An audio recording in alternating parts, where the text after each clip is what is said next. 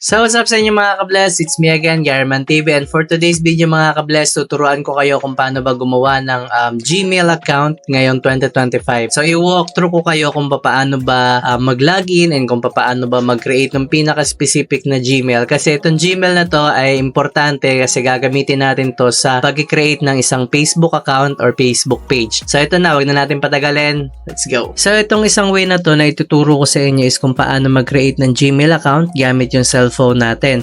So una, i-click muna natin tong create account. So pag nakita nyo na tong page na to, pwede nyo nang i-enter yung first name and last name ninyo. And since nakapag-create na kasi ako ng Gmail ko, so gagawa na lang tayo ng dummy account.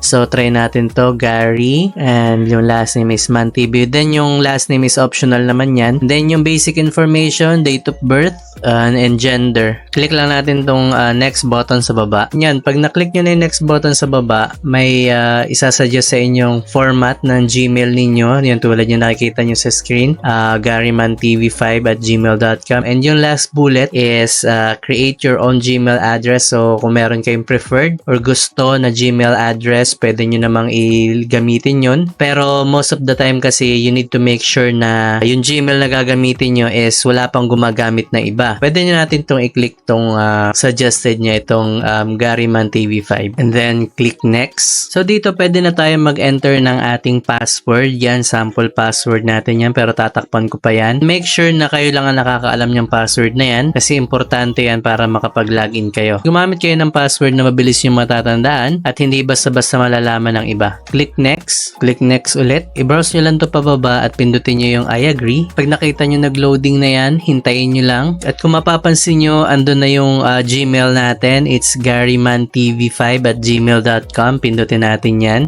At kung sakali namang hindi kayo nakaabot sa part na yan, pwede nyong ulitin yung process kasi minsan nagkakaroon ng error message yan. So ayan na yan mga ka-bless. Meron tayong Gmail at pwede nyo panlagyan ng phone number yan. And also pwede nyo rin lagyan ng mga picture at mga iba-ibang information. So make sure na secure yan kasi pag gagawa natin ng Facebook page, napaka-importante yan. Kailangan yung Gmail nyo is matibay at mabilis ma-recover. So ayan mga ka-bless, alam nyo na kung gaano ba kahalaga itong Gmail account at yung phone number na ginawa natin kanina, and also kung gaano ba kahalaga ang papel nito sa ating Facebook page na gagawin sa susunod na video. At kung nagustuhan nyo naman yung video na yon, huwag nyo naman kalimutang i-share at i-subscribe itong ating YouTube channel, and also i-click nyo na rin yung notification bell dyan sa baba para updated kayo sa ating mga videos, content, and marami pang videos. So hanggang dito lang mga ka-bless, palagi pa tayo mag-iingat at God bless.